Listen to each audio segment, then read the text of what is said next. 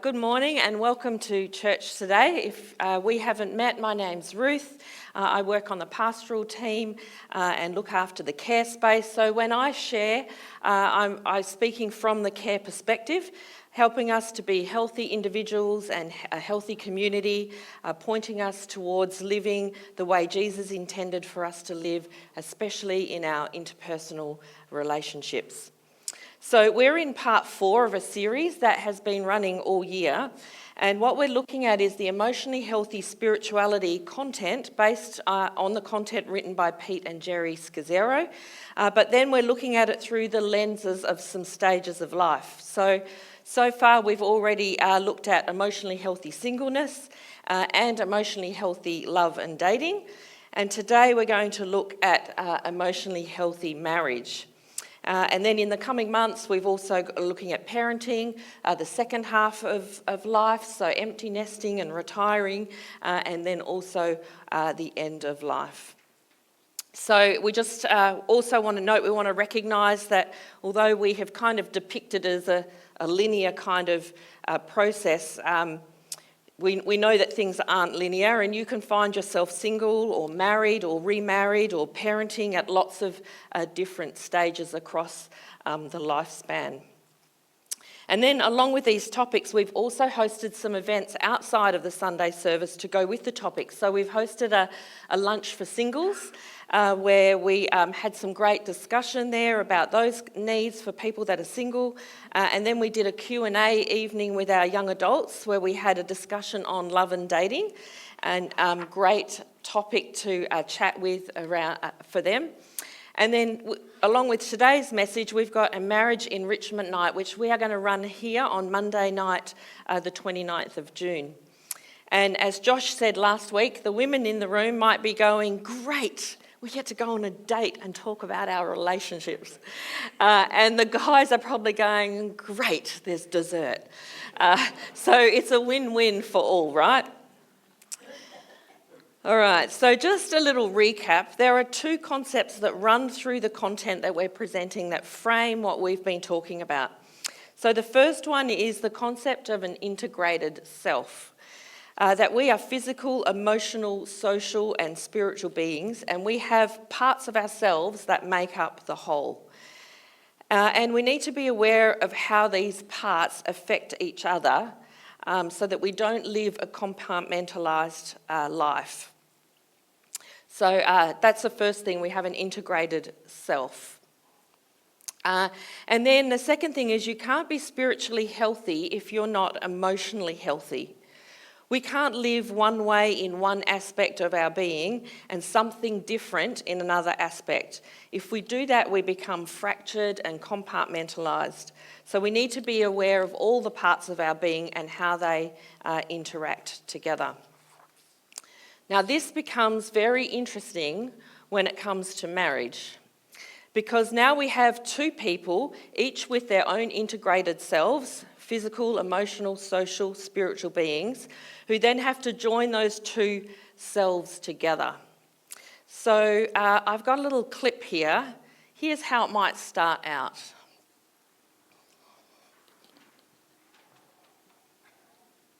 Ew.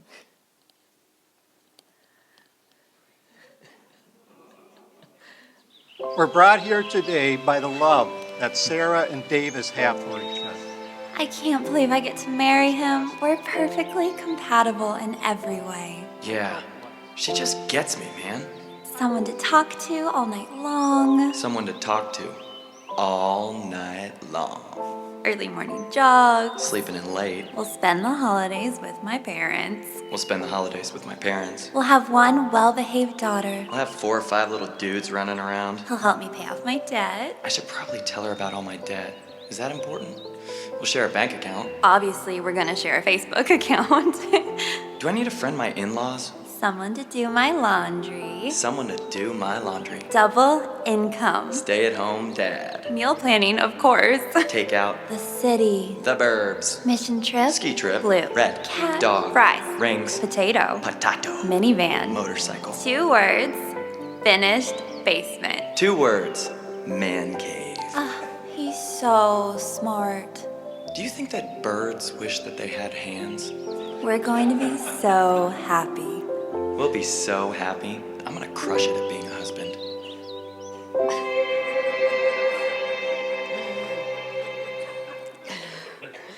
So in marriage, we get all the benefits of those two beings coming together, physical, emotional, social, spiritual, but you also get the complexity of all that.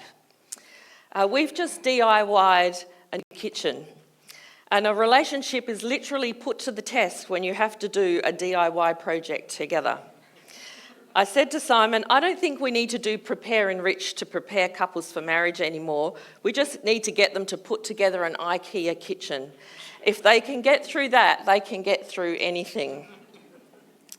So it's no wonder there are things like marriage preparation, marriage enrichment. We have relationship counsellors, especially trained for couples, because living together in a monogamous for life relationship is a high calling. And so there's lots we can talk about today. This topic is really broad, and like all the other topics, we can't say everything, but perhaps we can talk about one concept that might be helpful today. So I want to begin with a simple observation. Many emotionally unhealthy marriages don't fail because love is absent. They struggle because of unmet expectations or expectations that never get voiced. And what we don't voice has a way of accumulating until it becomes relational debt. So that's what we're going to unpack today. So let me explain. We don't enter marriage or any relationship empty-handed. Whether you are single or dating or engaged or married, and whether you're aware of it or not, you carry around with you a box. And no matter how many years you've clocked up together, you still have a box. What's in it might change, and as the seasons of life change, but you still have a box, and it still contains a reflection of three things: hopes, dreams, and desires.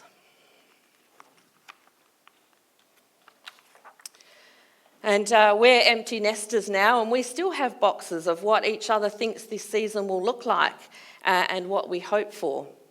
And we all carry around a box of hopes, dreams, and desires. And if you're engaged or in a relationship, you're hopefully exploring what's in your box. And if you're married, you definitely should have an idea of what's in your spouse's box. So let me show you what it looks like in the box. You're going to have some hopes, dreams, and desires about money. Double income, single income, do a budget, live carefree, be a spender, be a saver. How much are we going to earn? How much are we going to give away? You will have hopes, dreams, and desires about money. What about a house? Do we rent or do we buy? What type of house are we going to have? What size? Where are we going to live? Do we want to buy established or build or have a renovator's delight? There's going to be some hopes, dreams, and desires around a house. What about cars? Only second hand. Don't drive a new car out of a car dealer. It depreciates straight away. Always new, electric or hybrid, sports car or minivan. That'll go in the box. What about chores? Who's going to do the cleaning? Who's going to do the cooking? Who's going to do the retick and clean out the gutters? And then what about expectations around children? Are we going to have children? Can we have children? What happens if we can't have children? How many children are we going to have? If we have all girls, are we going to keep going till we get a boy? There'll be hopes, dreams, and expectations around family. Then there'll be things like hopes and dreams around how we spend our time. Do we spend it alone? Do we spend it with friends? How much time do we spend together? There'll be hopes, dreams, and expectations around the calendar, like how do we celebrate birthdays? And whose do we attend? And do we attend all the birthdays? Who gets Christmas lunch? There'll be some expectations around the calendar. Here's another one, holidays. There'll be expectations around holidays. Do you have a holiday every single year? Where do you go? Do you like to stay home? Alvin Dupont. Only just found that out. Or do you always like to go away when you go on holidays? Is it local or is it overseas? Do you like camping? Does it need to be luxury? And then what about this? What about conflict resolution? How do you resolve conflict? How do you fight? You'll have some expectations around how to resolve conflict. You come from a family that yell it out, you get it all out on the table and then it's all over and done with? Or are you a withdrawer and you use the silent treatment and you let it blow over? Now, lots of those things are practical things, but there's also hopes, dreams and desires about how we treat each other. You'll have some expectations around how you're going to behave.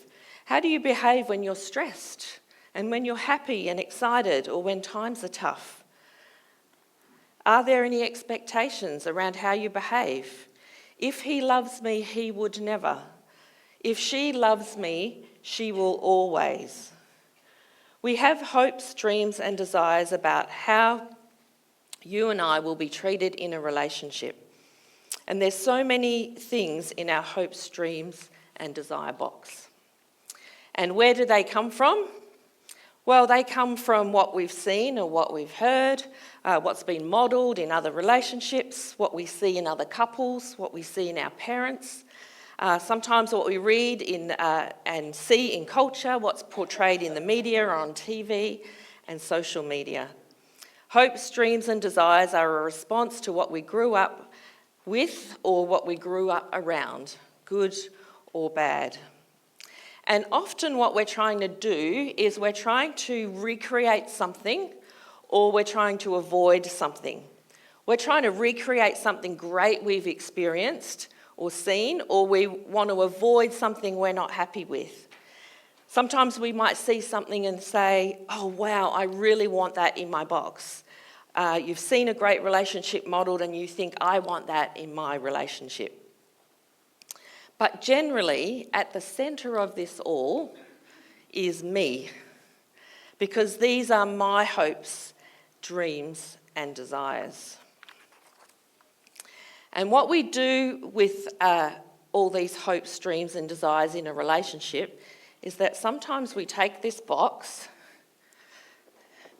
and we hand it to our significant other and we say, here you go, make my dreams come true.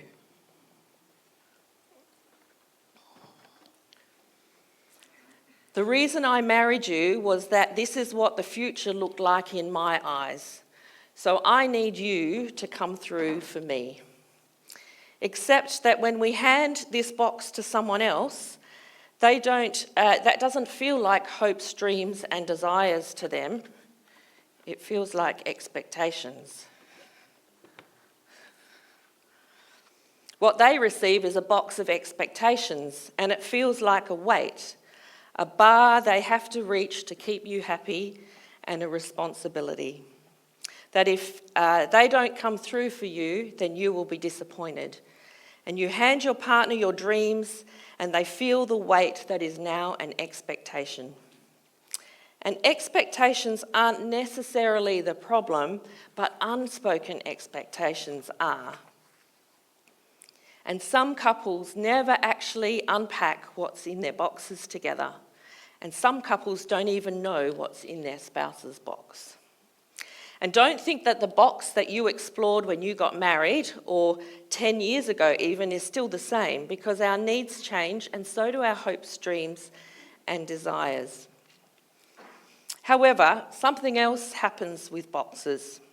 Not only do they get your box, but you also get handed theirs. You get their box of hopes, dreams and desires, and now you're holding a box of expectations too. And when we have that situation, we have what's called the eyes collide. I want my dreams, my hopes, my expectations, my desires met, and you want yours met. And when eyes collide, we swap boxes. And when we collide, we conflict over meeting each other's hopes, dreams, and desires. And when that happens, particularly over a long period of time, then we react. And what was wonderful and dreamy and hopeful becomes a burden. And when it gets too much for us and we just can't meet all of those needs, then we react. And here's some of the ways that we react. Number one, at probably the most extreme end, we leave. This is not what I thought it would be, this relationship. You're not right for me. This is not what I signed up for. I can't live up to your expectations. I'm going to look for someone else who can fulfill my hopes, dreams, and desires. And so we leave and we pick up our box of hopes and dreams and we simply take it into the next relationship with us. I'll look for someone else to meet my needs. So that's number one. Number two is we win. Sometimes in a relationship, someone is stronger than the other, not always, but sometimes.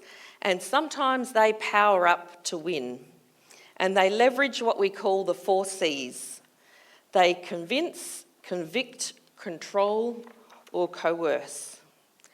They think if I can just convince you to do things my way, guilt you or control you into doing things their way or coerce you, then I will get my way and win. I have the right box, and if we follow my box, then we will be happy. And maybe that's true, someone's happy, but it's usually the winner. Then number 3, we sometimes conform. And usually the person who conforms is usually the loser to the person who's gone for the win. We become someone we're not to compensate for someone who won't love us and accept us as we are. It might work for a while, but ultimately there's a loss of respect. And it seems to work because the temperature and tension goes down in a relationship when we conform. The heat goes out of the tension, but somebody loses. And then number 4, we compromise. And this seems like it could be the answer, and there's definitely room for compromise. We're going to talk about that in a minute. As long as it's healthy and as long as it doesn't turn into competing. So I'll do my part as long as you do yours, which sounds fine and good, but then our relationship can turn into scorekeeping, or it can be a bit contractual. I'll do my bit for you if you do yours. And sometimes that works, but sometimes there's still an element of it being unfulfilling. So when eyes collide, then we lose. When we hand our spouses our box and expect them to meet our needs and desires, we create a debt-debtor relationship. I have expectations of my needs and I expect them to be met in my marriage. After all, you are my spouse or my partner. And unmet expectations quietly becomes debt. When expectations are met, we feel loved, and when they're not met, something subtle happens, and we move from I hoped for this to you owe me this. And it's this emotional shift. And debt creates unhealthy ways of relating. So let's go back to the letter written by Paul that was read to us by Maggie. It's a joyful letter from someone who was in prison. It's filled with themes like joy in all circumstances, perseverance through suffering, unity, humility, and living a life worthy of the gospel, which means living a life that matches the kingdom you belong to, which is God's kingdom. And Paul is writing to encourage a church to remain united and focused on Jesus. And in Philippians 2, let's just recap. Instead, he, Jesus, gave up his divine privileges and took the position of a slave. If you are a Christian and follow Jesus, then Paul says, make my joy complete by being like-minded and having the same love, being one in spirit and of one mind.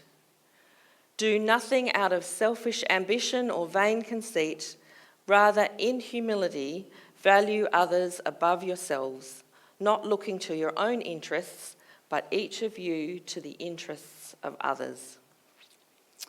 A debt-debtor relationship, my box versus your box, eliminates the possibility of unconditional love. And it is unconditional love that eliminates the I owe you, you owe me dynamic. And that is why expectations can undermine intimacy and romance, because we subtly live with this you owe me dynamic. It's pressure.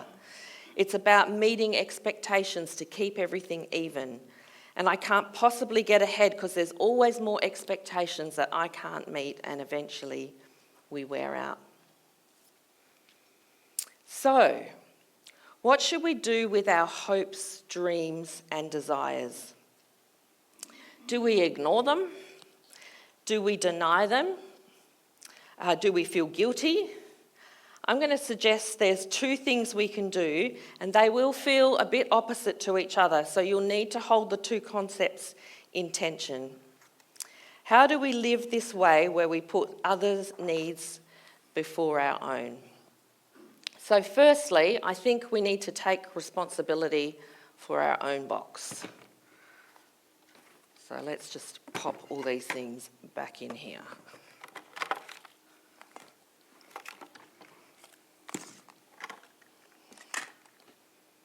Sorry, babies. Recognising they are our hopes, dreams and desires, not the expectations that I put on someone else. And here's a confronting question to ask. What does your spouse owe you? What did Jesus owe you? And the answer is nothing. If you are a Christian, then happy couples take their cues from Jesus' all-encompassing command. As I have loved you, you are to love one another. And in Ephesians 5 verse 2 it says, walk in the way of love just as Christ loved us and gave himself up for us. So we are to give ourselves up for the sake of others. You must have the same attitude of Christ. He took on the humble position of a slave, a servant, with no expectation of getting anything back in return. And so marriage becomes a submission competition, which is not a popular concept in this day and age, is it? A mutual service competition, two people trying to outdo one another in love, a race to the back of the line, which sounds so countercultural, but when we see it in action in a relationship, it is stunningly beautiful. At the heart of the Christian faith is the truth that we were never treated by God according to what we were owed, but according to grace. We were owed nothing, but given everything. So one thing to do is to not turn your hopes, dreams and desires into expectations for someone else to meet. It's an attitude of servanthood.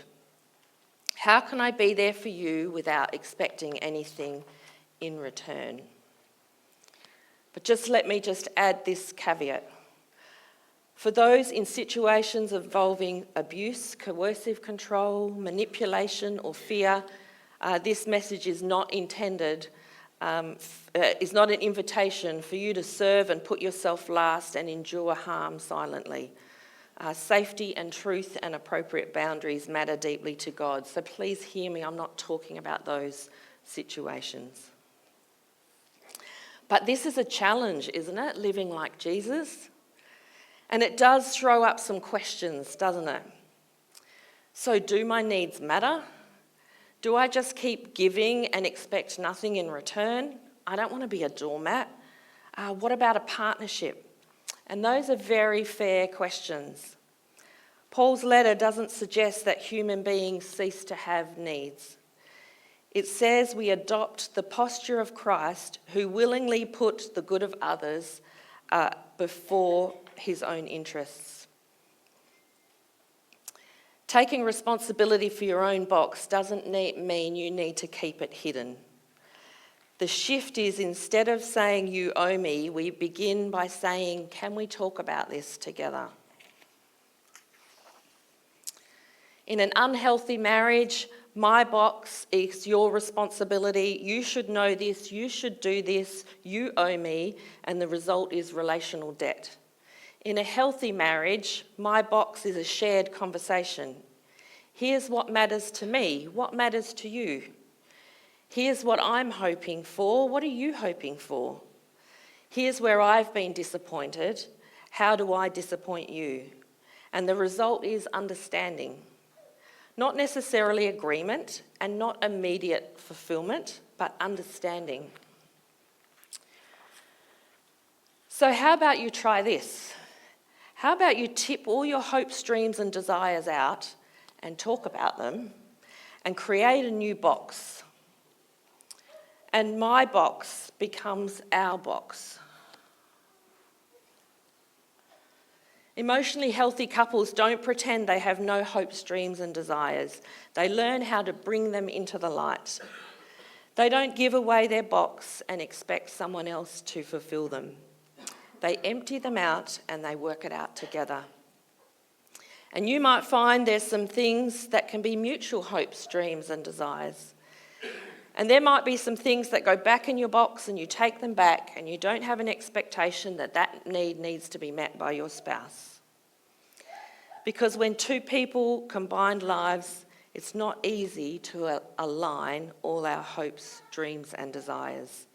But it is healthy for you to name your expectations, communicate your needs and stay curious rather than demanding. Philippians doesn't tell us to stop having hopes, dreams and desires. It tells us how to hold on to them. Not with selfish ambition, not with entitlement, not as debt collectors, but with humility. You know, we're in the middle of a series called Serve, and it sounds kind of appropriate that we've got this gap right in the middle to talk about marriage and relationships. And the message for the past 2 weeks has been that serving is very simple. It's about putting the person before you. In a healthy marriage, mutual service is life-giving. A healthy marriage isn't one person endlessly giving while the other is endlessly taking. It's two people continuing to ask, how can I serve you? Because the goal of marriage isn't to become a person with no needs. The goal is to become two people who can put the other first, but honestly share their needs, listen to one another, and respond with grace. So let me finish with these two questions. What's in your box? And are you expecting someone else to carry that around for you? Let's just pray. Father God, we thank you for the gift of marriage. It was something that you instituted right from the very beginning. And it's beautiful and it's rich and it's precious, but it can be complex and fraught. And so I just want to commit the marriages in this room today to you and those people that are in relationships. May they be places where couples serve one another in love the way that you intended us to be served. May we be healthy examples for those around us and the children in our families. May they be a great example to our community and those around us. And we just ask for your help, Jesus, to live this way that you've called us to live. This attitude of submission and putting each other first. We only do that in your strength. And we just pray this in Jesus' name. Amen.